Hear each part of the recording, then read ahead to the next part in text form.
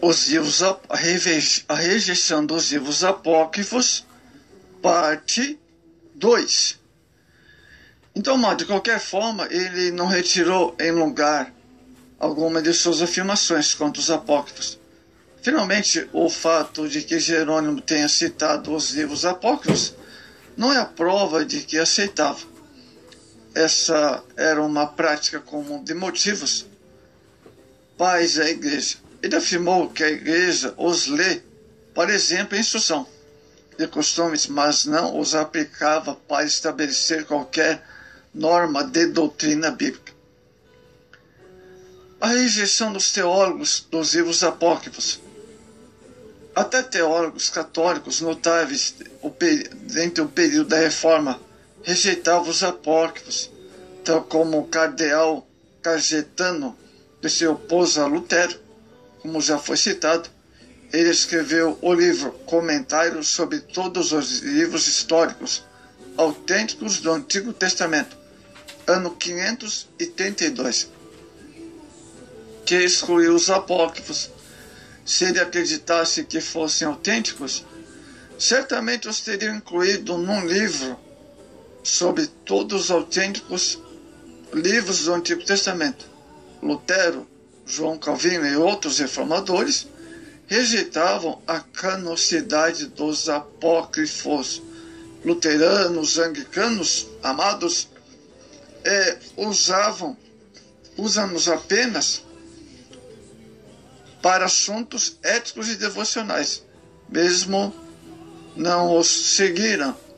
A Confissão de Fé de Westminster, ano 1647, afirma: os livros geralmente apócrifos, não sendo de inspiração divina, não fazem parte do cânon da Escritura, não são, portanto, de autoridade da Igreja, já que Deus nem de modo algum poderá ser aprovados ou emprestados, senão como escritos humanos.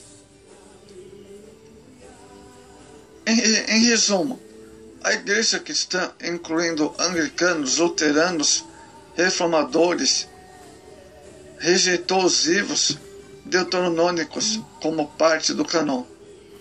Eles fazem isso porque lhes falta o fator determinante primário da canonicidade. Os livros apócrifos não têm evidência de que foram escritos por profetas credenciados por Deus.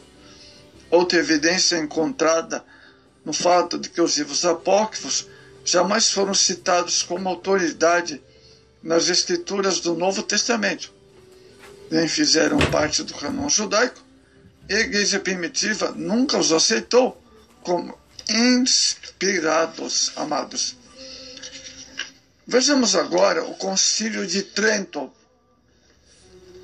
O Concílio de Trento, realizado em 1545 a 1563, o Concílio constituiu-se a resposta católica romana à Reforma Protestante. Dentre as questões tratadas, a referência à justificação pela fé tornou-se a mais espinhosa de todas. Grande parte dos trabalhos foi dedicada aos debates sobre o sacramento, já que, segundo acreditam os papistas, os protestantes eram radicalmente contra esses institutos. Amados,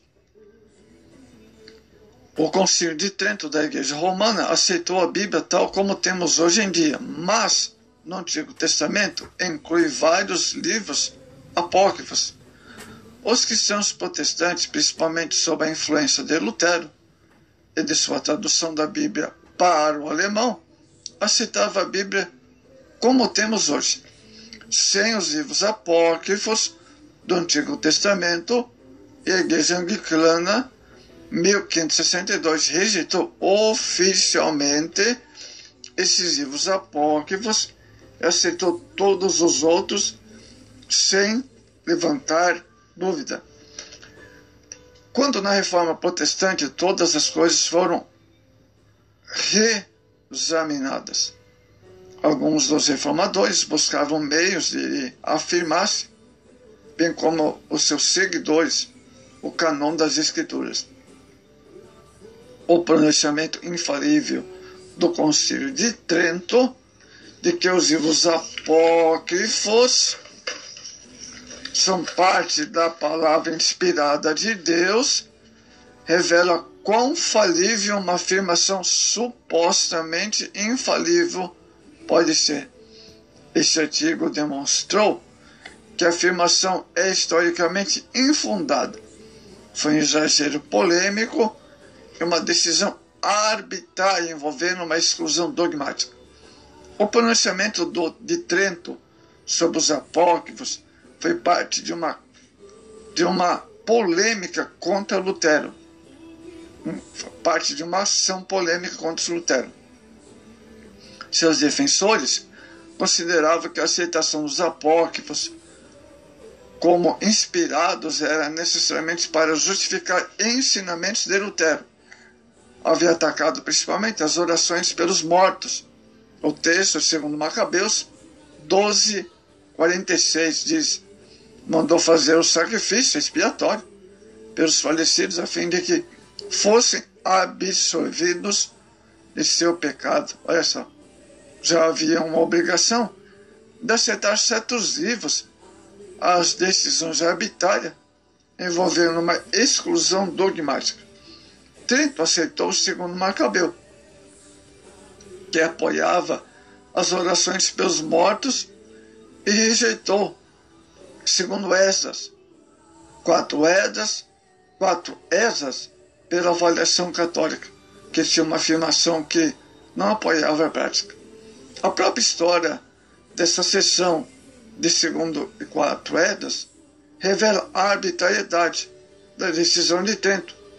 Ele foi escrito em aramaico, amados, por um autor judeu conhecido no ano 1000 depois de Cristo. E circulou nas antigas versões latinas até o ano 200 antes de Cristo.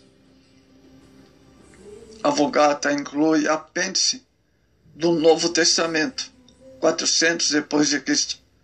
Desapareceu da Bíblia até que protestantes, começando com John Hauck, 1726-1742, começaram a imprimi-los nos apócrifos com base nos textos aramaicos, já que não constava nos manuscritos em latim da época.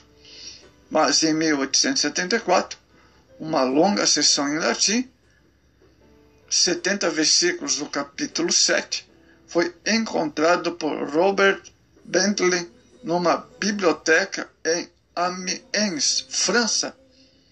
Bruce Metzger comentou: é provável que a seção perdida tenha sido deliberadamente arrancada de um ancestral da maioria dos manuscritos latinos. Amados, então, nós podemos perceber aí sobre essa...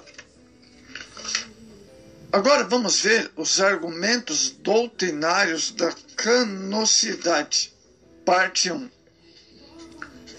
Amados, fontes católicas podem ser citadas para apoiar uma doutrina de canonicidade que aparece muito com a posição correta. O problema é que os apologistas católicos, amados, geralmente se equivocam-se nesse assunto. Peter Kraft, por meio de argumentou que a igreja deve ser infalível se a Bíblia, e já que o efeito não pode ser infalível se a Bíblia já é. Olha só, hein? A Bíblia é infalível. O efeito não pode ser a maioria que causa, e a igreja causou o canon. Mas se a igreja é regulada pelo canon, em vez de governá-lo, então a igreja não é a causa do canon. Mas se a igreja não é a causa, outros defensores cometem o mesmo erro afirmando da boca para fora o fato de que a igreja apenas descobre o cânon, mas, por outro lado, insistindo num argumento que errado que faz a igreja definidora do cânon. Olha só, o cânon já está definido pelo próprio Senhor Deus em homens movidos pelo Senhor. Amados, nem a igreja primitiva e nem a recente é juíza do cânon. A igreja não é arbítrio final quanto aos critérios do que será admitido como evidência. Somente Deus pode determinar os critérios para nosso descobrimento no que seja sua palavra. É que Deus terá suas impressões digitais. Só Deus o determina como são suas impressões digitais. Glória a Deus. Tanto a igreja primitiva quanto a recente jamais são jurados, são mais que jurados que juízes. Os jurados ouvem evidência, avaliam as evidências. A igreja contemporânea do século I testemunha a evidência da primeira mão da atividade profética, tais como milagres. A igreja posterior examinou as evidências da autenticidade. Esses livros proféticos que foram confirmados diretamente por Deus quando for escrito. Amados e diletos irmãos,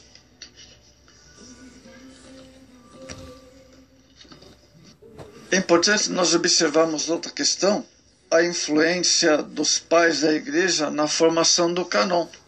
Somente no quarto século, o conceito de cânon foi aplicado à Bíblia pelo Concílio de Laodiceia em 360 d.C.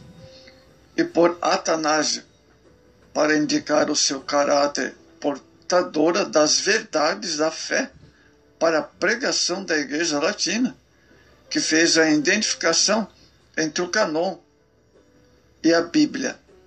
Vamos esboçar uma lista de influências na formação do cânon do Antigo e Novo Testamento. Primeiro, os pais da igreja, os apóstolos, Irineu de Leão, ano 185, Hipólito de Roma, ano 234, o cânon muratoriano, ano 170 ao ano 210.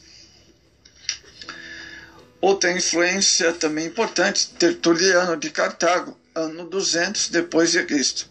Orígenes de Alexandria, ano 254. O Codex Claramontano, ano 500. Eusébio de Cesareia, ano 354 depois de Cristo. Inácio de Antioquia, da Síria, cerca de 160 depois de Cristo. Policarpo de Esmirna, cerca de 150 depois de Cristo. Clemente de Alexandria, ano 95 depois de Cristo. Adidaque, ano 150 depois de Cristo. Outra coisa que influenciou na formação do cânon, Carta de Barnabé, 130 depois de Cristo. Pastor Hermas, 140 depois de Cristo. Justino Martir, cerca de 100 a 165 depois de Cristo. Marciano, fim do século II, ano 144. Amados e diletos irmãos, a reação da igreja antes de Marciano, não existia uma lista de livros do Novo Testamento para os cristãos. Só havia o cânon completo do Antigo Testamento. Eram livros sagrados dos judeus em geral. A versão grega chamada Septuaginta. Ao surgir o cânon de Marciano, os pais da igreja reagiram violentamente, escrevendo as obras que refutavam a sua doutrina herege.